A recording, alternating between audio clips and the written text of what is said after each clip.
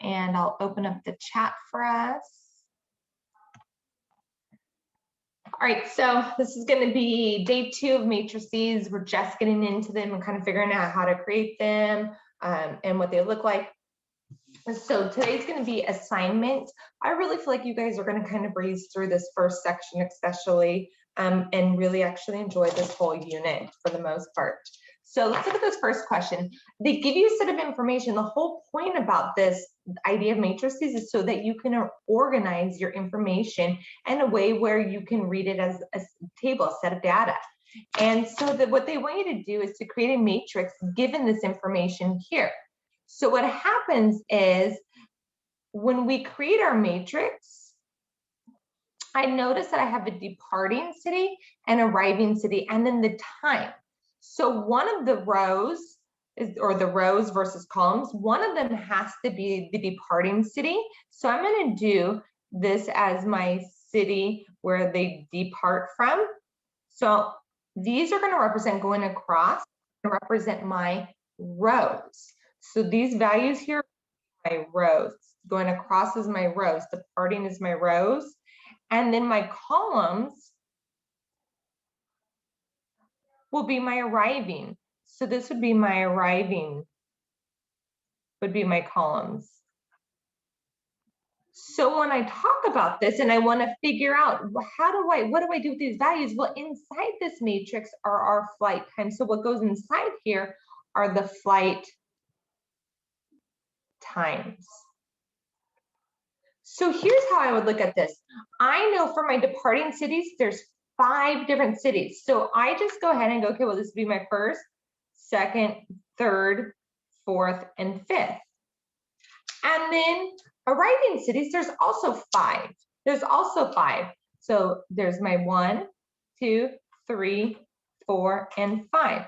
So there are 5 departing cities, 5 arriving cities. That means that this matrix, without even putting in information, I know that this matrix is what we're going to call a 5 by 5. If it's a 5 by 5, then that's a special kind of matrix, and what we talk about is a square matrix. So it has the same number of rows and columns. It's going to be in the shape of a square.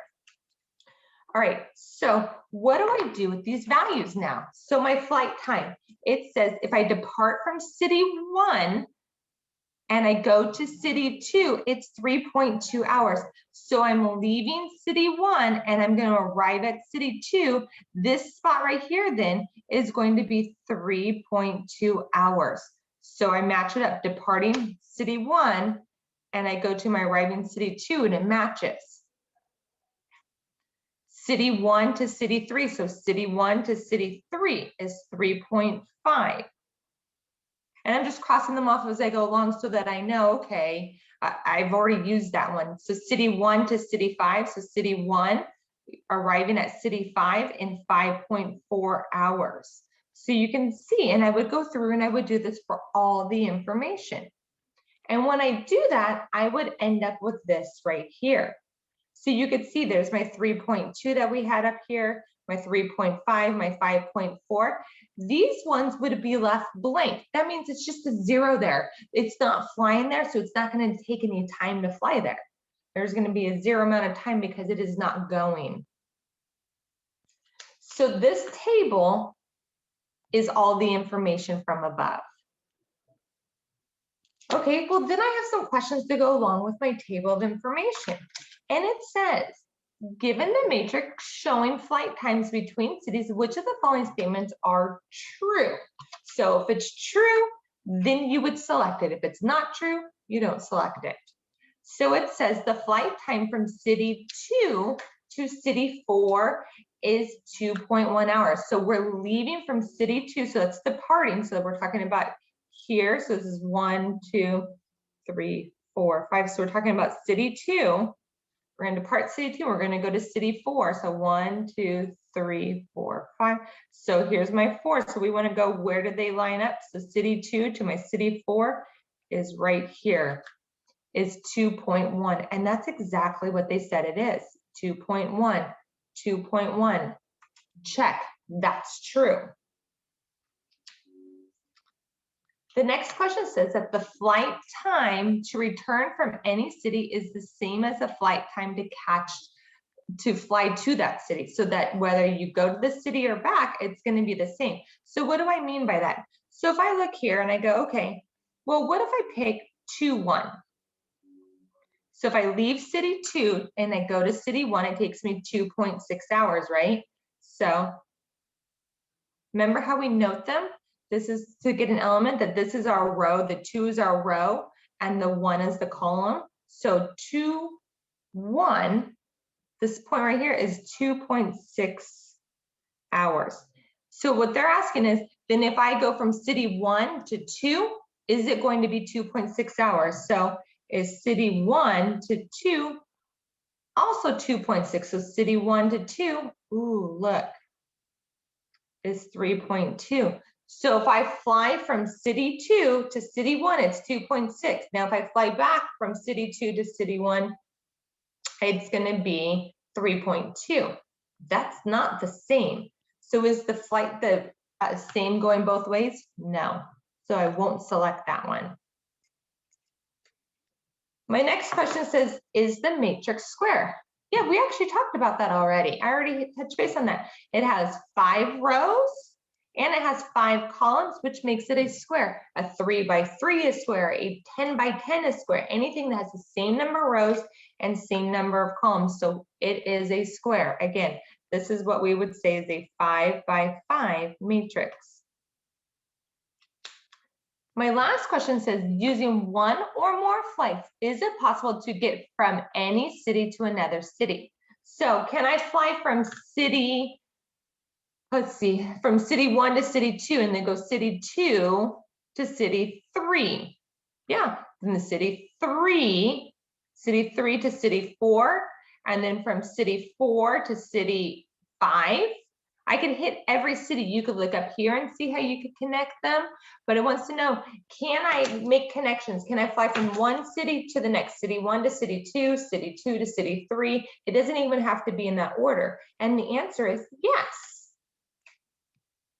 So again, we could go from city 1 to 2. So now we're in city 2 here.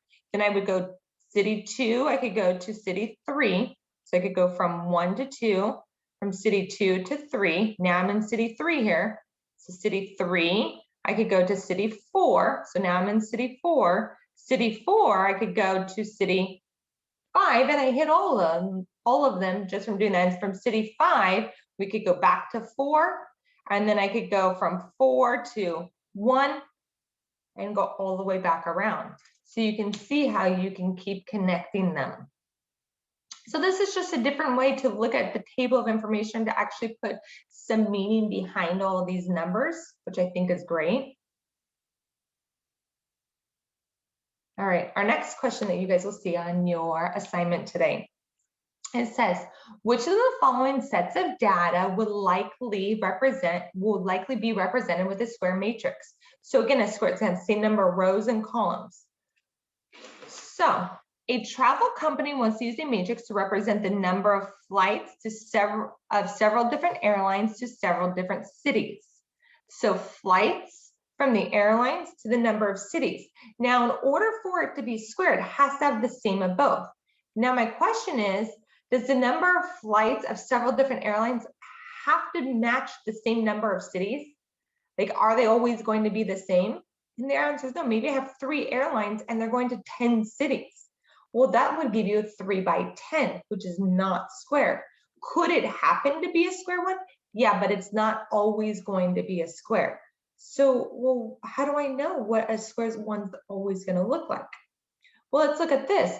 If a tennis club has a tournament in which each member plays every other member and represents the scores in a matrix. So every person, so there's 10 people, and all 10 people are going to play each other. So you're going to have 9 opponents, and if there's 10 people, you have 9 opponents. Everybody's playing those 9 opponents. So you're going to end up with that 10 by 10 matrix. So some of you guys are like, but wait, you're playing 9 opponents. That's because remember when you do your number of players, so you have the number of players, and you're again going to have your players here. And when you play yourself, it would just be a 0, because at some point you're going to have everyone's going to be lined up with their own name again in the matrix, and it would just be a 0 there. But then you would have the scores for the other 9 opponents that you played, and that would be an example of a square matrix, because you have to have the same number for each side. It's going to be the players and your players.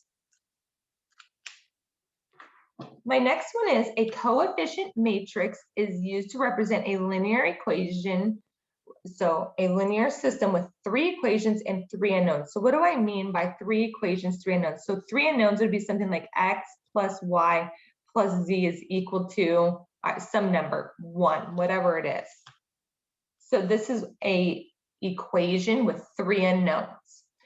Remember when we talk about the coefficient matrix, that was talking about when we take just these values here. The coefficient matrix was just these values here.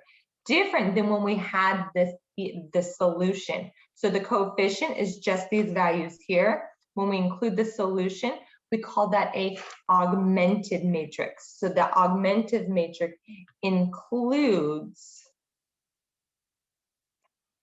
the solution, what it's equal to. It includes the solution, includes what it's equal to. So if I have a coefficient matrix with 3 equations, 3 unknowns, it would look something like this. I would have my x, my y, and my z, right? My 3 unknowns. And then my rows, this would be equation 1, equation 2, and equation 3.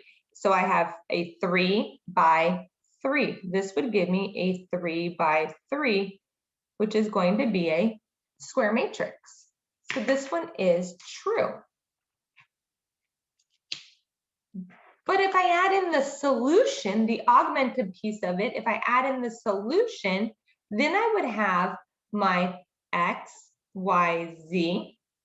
Still have my equation 1, 2, 3. Remember, we did these little dashed lines like that, and this piece over here would be my solution. And when I do that, this gives me what I would call a 3 by, there's 1, 2, 3, 4 columns. So this would be an example of a 3 by 4.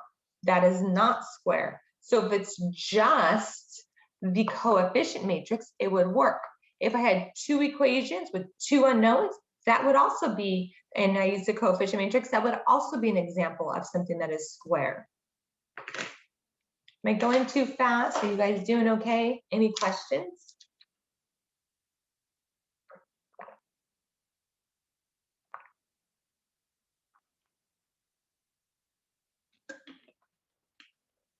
All right, let's keep on going then. And I have one more left. And these are all pretty, I feel like pretty straightforward today for the most part. Ones like this. It says that you are given matrix A, and it tells you that A is equal to B, means the matrix are equivalent. So if this is matrix A, then do you know what matrix B is? Matrix B is going to be 9, -2, 3, 2, 17, 0, 3, 22, and 8. Then it says, what are these values going to be? Well, remember, when I talk about B11, this first number is talking about your row. The second one is talking about your column. So rows go across, columns go down. So rows go across, columns go down. So if I want 1, 1, it's going to be this value of 9. 1, 2 is going to be this value of -2. 1, 3 is going to be my value of 3.